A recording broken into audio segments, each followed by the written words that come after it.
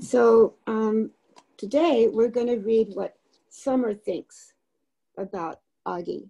And you probably noticed that the first part of the book was Augie and what he was describing about his life and starting school.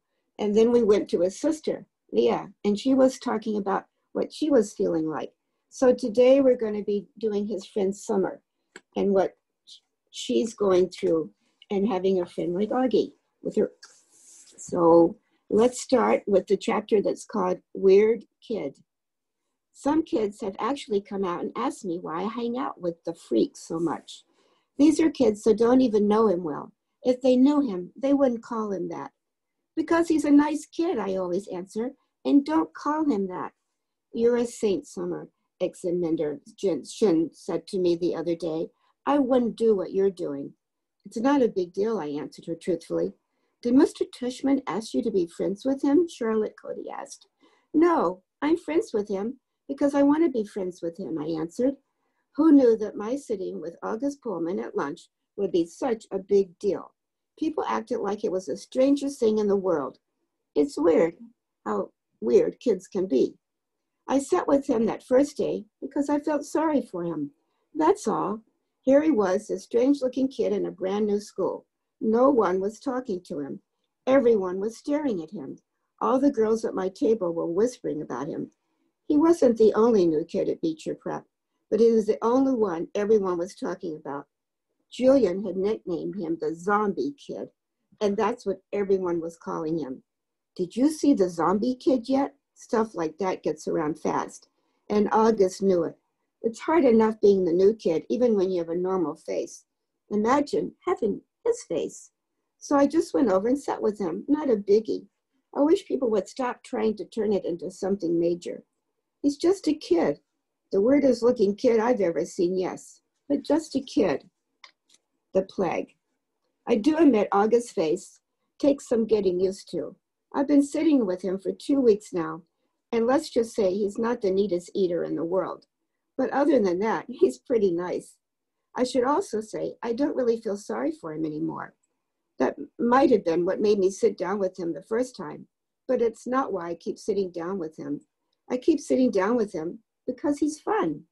One of the things I'm not loving about this year is how a lot of kids are acting like they're too grown up to play things anymore. All they want to do is hang out and talk at recess. And all they talk about is who likes who and who is cute and who isn't cute. August doesn't bother about that stuff. He likes to play Foursquare at recess, which I love to play too. It was actually because I was playing Foursquare with August that I found out about the plague.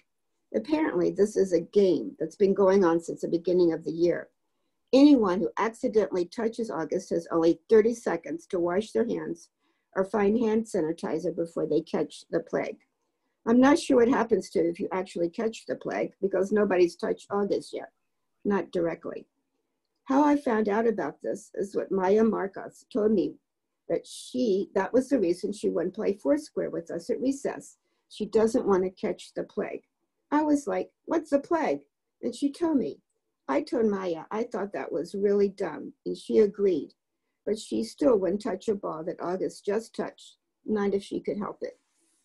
The Halloween party. I was really excited because I got an invitation to Savannah Halloween party. Savannah is probably the most popular girl in the school. All the boys like her. All the girls want to be friends with her. She was the first girl in the grade to actually have a boyfriend. It was some kid who goes to MS 281, though she dumped him and started dating Henry Joplin, which makes sense because the two of them totally look like teenagers already. Anyway, even though I'm not in the popular group, I somehow got invited, which is very cool. When I told Savannah I got her invitation and we'd be going to her party, she was really nice to me, though she made sure to tell me that she didn't invite a lot of people, so I shouldn't go around bragging to anyone that I got invited. Maya didn't get invited, for instance. Savannah also made sure to tell me not to wear a costume. It's good she told me because, of course, I would have worn a costume to a Halloween party. Not the unicorn costume I made for a Halloween parade, but the goth girl getup that I'd worn to school. But even that was a no-no for Savannah's party. The only negative about my going to Savannah's party was that now I wouldn't be able to go to the parade, and the unicorn costume would be wasted. That was kind of a bummer, but okay. Anyway, the first thing that happened when I got to her party was that Savannah greeted me at the door and asked, "Where's your boyfriend, Summer?" I didn't even know what she was talking about. I guess he doesn't have to wear a mask at Halloween, right? And then I knew she was talking about August. "He's not my boyfriend," I said. "I know, I'm just kidding." She kissed my cheek. All the girls in her group kissed each other's cheeks now whenever they said hello, and threw my jacket on a coat rack in her hallway. Then she took me by the hand down the stairs to her basement, which is where the party was. I didn't see her parents anywhere. There were about 15 kids there. All of them were popular kids from either Savannah's group or Julian's group. I guess they all kind of merged into one big super group of popular kids, now that some of them were starting to date each other. I didn't even know that there were so many couples. I mean, I knew about Savannah and Henry, but Zaminda and Mike and Ellie and Amos, Ellie's practically as flat as I am. Anyway, about 5 minutes after I got there, Henry and Savannah were standing next to me, literally hovering over me. "So, we want to know why you're hanging out with the zombie kid so much," said Henry. "He's not a zombie," I laughed, because they were making a joke. I was smiling, but I didn't feel like smiling. "You know, Summer," said Savannah, "you would be a lot more popular if you didn't hang out with him so much. I'm going to be completely honest with you. Julian likes you. He wants to ask you out." "He does? Do you think he's cute?" Yeah, I guess. Yeah, he's cute." "So you have to choose who you want to hang out with," Savannah said. She was talking to me like a big sister would talk to a little sister. "Everyone likes you, Summer. Everyone thinks you're really nice and that you're really, really pretty. You could totally be a part of our group if you wanted to. And believe me, there are a lot of girls in our grade who would love that." "I know," I said. "Thank you." "You're welcome," she answered. "You want me to tell Julian to come and talk to you?" I looked over to where she was pointing and could see Julian looking over at us. I actually need to go to the bathroom. Where is that?" I went to where she pointed and sat down on the side of the bathtub and called Mom and asked her to pick me up. "Is everything okay?" asked Mom. "Yeah, I just don't want to stay," I said. Mom didn't ask any more questions and said she'd be there in 10 minutes. "Don't ring the bell," I told her. "Just call me when you're outside." I hung out in the bathroom until Mom called, and then I snuck upstairs without anyone seeing me, got my jacket, and went outside. It was only 9:30. The Halloween parade was in full swing down Amherst Avenue. Huge crowds everywhere. Everyone was in costume. Skeletons, pirates, princesses, vampires, superheroes, but not one unicorn. November. The next day at school, I told Savannah I'd eaten some really bad Halloween candy and gotten sick, which is why I went home early from her party, and she believed me. There was actually a stomach bug going around, so it was a good lie. I also told her that I had a crush on someone else that wasn't Julian, so she would leave me alone about that and hopefully spread the word to Julian that I wasn't interested. She, of course, wanted to know who I had a crush on, and I told her it was a secret. August was absent the day after Halloween, and when he came back, I could tell something was up with him. He was acting so weird at lunch. He barely said a word and kept looking down at his food when I talked to him, like he wouldn't even look at me in the eye. Finally, I was like, "Augie, is everything okay? Are you mad at me or something?" "No," he said. "Sorry you weren't feeling well on Halloween. I kept looking for Boba Fett at the hallways." "Yeah, I was sick." "Did you have that stomach bug?" "Yeah, I guess." He opened a book and started to read, which was kind of rude. "I'm so excited about the Egyptian Museum project," I said. "Aren't you?" He shook his head, his mouth full of food. I actually looked away because between the way he was chewing, which almost seemed like he was being gross on purpose, and the way his eyes were just kind of closed down, I was getting a really bad vibe from him. "What project did you get?" I asked. He shrugged, pulled out a little scrap of paper from his jeans pocket, and flicked it across the table at me. "Everyone in the grade got assigned an Egyptian artifact to work on for the Egyptian Museum Day, which was in December." What are we on? Well, I'm just gonna keep reading, okay? "The teachers wrote all the assignments down on tiny scraps of paper, which they put into a fishbowl, and then all of us kids in the grade took turns picking the papers out of the fishbowl in assembly. So I unfolded Augie's little slip of paper. "Oh, cool," I said, maybe a little overexcited because I was trying to get him psyched up You got the step pyramid of the Shakara. I know, he said. I got Animus, the god of the afterlife. The one with the dog head? Well, it's actually a jackal head, I corrected him. Hey, you want to start working on our projects together after school? You could come over to my house. He put his sandwich down and leaned back in his chair. I can't even describe the look he was giving me. You know, Summer, he said, you don't have to do this. What are you talking about? You don't have to be friends with me. I know Mr. Tushman talked to you. I have no idea what you're talking about. You don't have to pretend. All I'm saying is I know Mr. Tushman talked to some kids before school started and told them they had to be friends with me. He did not talk to me, August. Yeah, he did. No, he did not. Yeah, he did.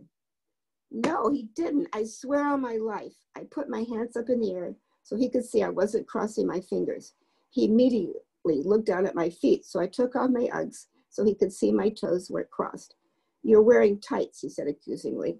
You can see my toes are flat, I yelled. Okay, you don't have to scream. I don't like being accused of things, okay? Okay, I'm sorry. You should be.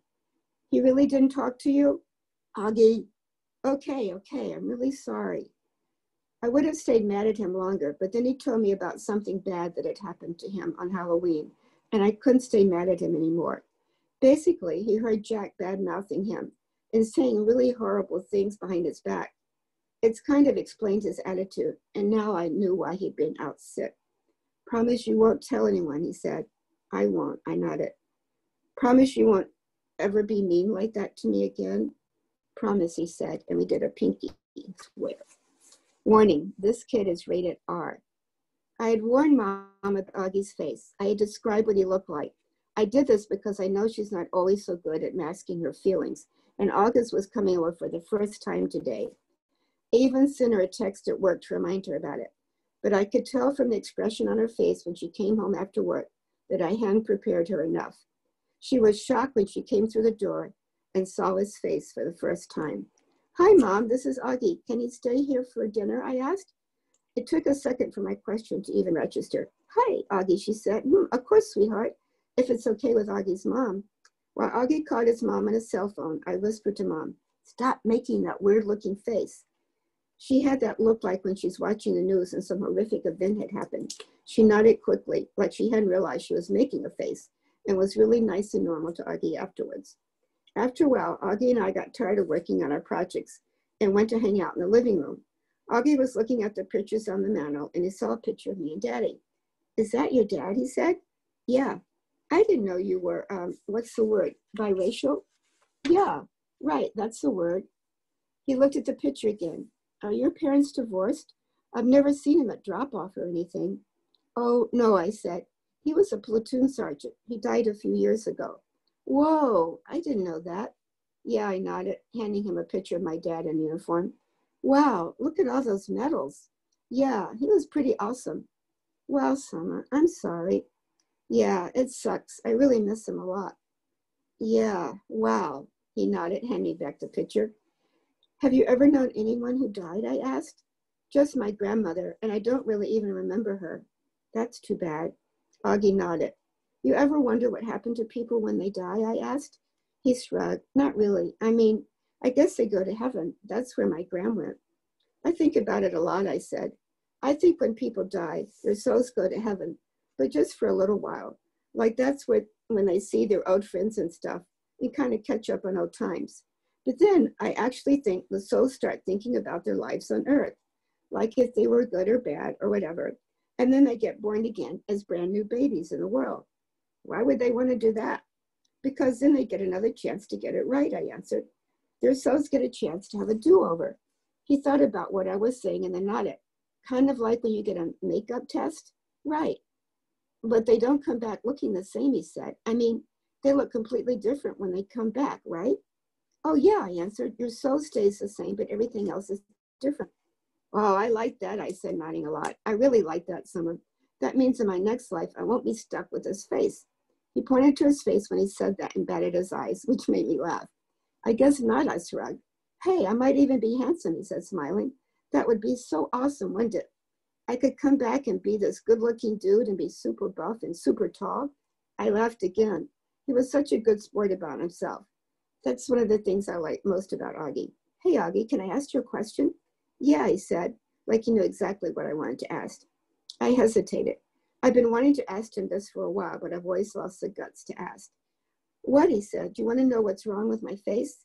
Yeah, I guess, if it's okay for me to ask. He shrugged. I was so relieved it didn't seem mad or sad. Yeah, it's no big deal, he said casually. The main thing I have is this thing called mandibulofacial dysostosis, which took me forever to learn how to pronounce, by the way. But I also have this other syndrome thing that I can't even pronounce. And these things kind of just got morphed together into one big super thing, which is so rare they don't even have a name for it. I mean, I don't want to brag or anything, but I'm actually considered something of a medical wonder, you know. And he smiled. That was a joke, he said. You can laugh. Oh, I smiled and shook my head. You're funny, Augie, I said. Yeah, I am, he said proudly. I'm cool beans. The Egyptian tomb. Over the next month, August and I hung out a lot after school, either at his house or my house. August's parents even invited Mom and me over for dinner a couple of times. I overheard them talking about fixing Mom up on a blind date with Augie's Uncle Ben. On the day of the Egyptian Museum exhibit, we were all really excited and kind of giddy. It had snowed the day before, not as much as it had snowed over Thanksgiving break, but still, snow is snow. The gym was turned into a giant museum with everyone's Egyptian artifact displayed on a table with a little caption card explaining what the thing was. Most of the artifacts were really great, but I have to say, I really think mine and August were the best. My sculpture of Anubis looked pretty real, and I'd even used real gold paint on it. And August had made his step pyramid out of sugar cubes. It was 2 feet high and 2 feet long, and he had spray painted the cubes with this kind of fake sand paint or something. It looked so awesome. We all dressed up in Egyptian costumes. Some of the kids were Indiana Jones type archaeologists. Some of them dressed up like pharaohs. August and I dressed up like mummies. Our faces were covered except for 2 little holes for the eyes and 1 little hole for the mouth. When the parents showed up, they all lined up in the hallway in front of the gym.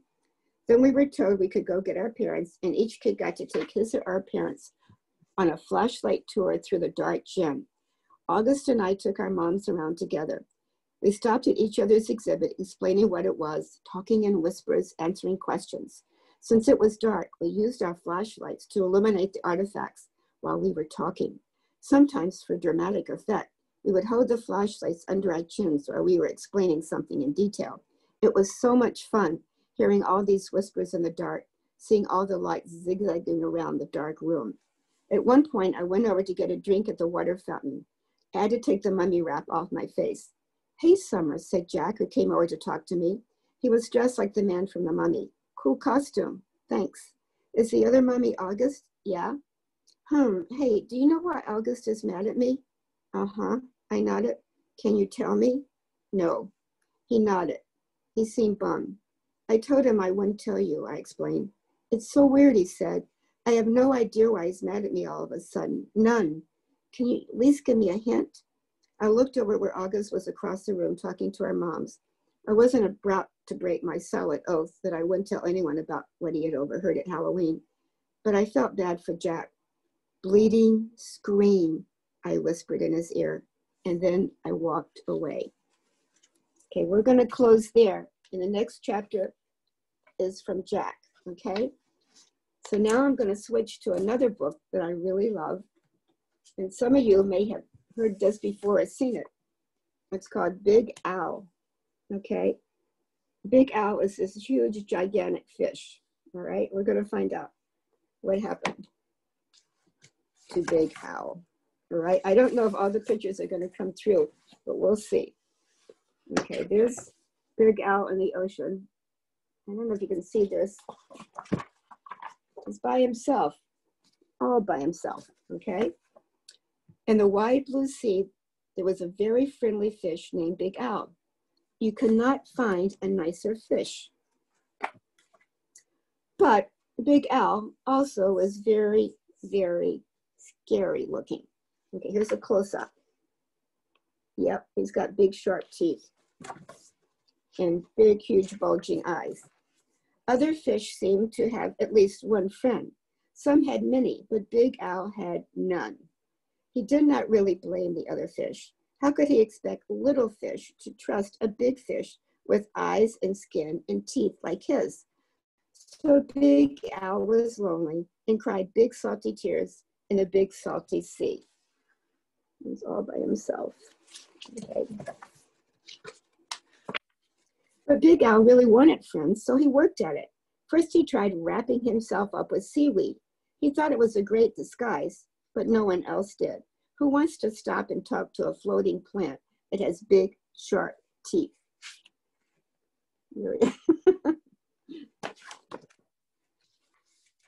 Then he thought if he puffed himself up so round, the other fish would laugh and see how clever he could be. But all they saw was how big he could be, and they steered clear. He's even bigger than before. Uh-oh, not working, Al. Very early one morning, Big Al went down to the bottom and flopped and wiggled himself into the sand, so he was almost covered up. He looked much smaller. When other fish came near, Big Al talked and joked with them and had a delightful time. But then one scratchy little grain of sand got stuck in his gills, and he sneezed. When the clouds of sand cleared away, all the other fish were gone. And there's Big Al sneezing. He flew away his disguise. Even Big Al changed his color one day so he could look like he belonged to a school of tiny fish passing by. He bubbled along with them for a while, laughing and feeling like he was just one in the crowd. But he was so big and clumsy that when all the tiny fish darted to the left and quickly back to the right, Big Al just plowed straight ahead. He went bumping and thumping right into the little fish. Before he could even say, "Excuse me," they were all gone, and he was all alone again, sadder than ever. Okay? He's trying to be one with the little yellow fish because he changed his color. It didn't work, though. Just when Big Al was starting to be sure he would never have a single friend, something happened. He was floating along sadly, watching some of the smaller fish, and was wishing they would come closer. As he watched, a net dropped down silently from above. In an instant, they were all gone. Okay, I don't know if you can see the net, but they're all caught in the rope. Big Al forgot all about being lonely, and he forgot all about being sad. His eyes bulged out bigger and rounder than ever. With a mighty flip of his tail, he opened his mouth and charged straight at the net. The net was strong, but Big Al was stronger. He ripped right through it, and all the little fish rushed out through the hole. There he goes. He went right through the roping, and he snatched it, and he scratched it so that it broke. But when Big Al tried to turn around and go out of the net, he got all tangled up. He was stuck. The net went higher and higher towards the bright surface of the sea, and the little fish watched Big Al as he disappeared above them. When the little fish were able to speak again, all they talked about was the huge, wonderful fish that had saved them, how great it was to be free, but what a shame that the big fella had been captured. And there he's going up into the net. Okay. So he freed everybody else, but he got caught. But then there was a tremendous crashing splash above them, and the small fish dashed away. Was it the net again? Not at all. It was Big Al. Those fishermen took one look at him and threw him right back into the ocean. Here he comes. You know, his mouth is pointed downward, but he's free at last. Okay. And now there was one huge, puffy, scary, fierce-looking fish in the sea who has more friends than anyone else, and it's Big Al. And there he is. Okay. And those are all of his new friends. That is the story. And this is a book that I have read to a lot of people because it's absolutely one of my favorites. Okay. It's called Big Al. Thank you.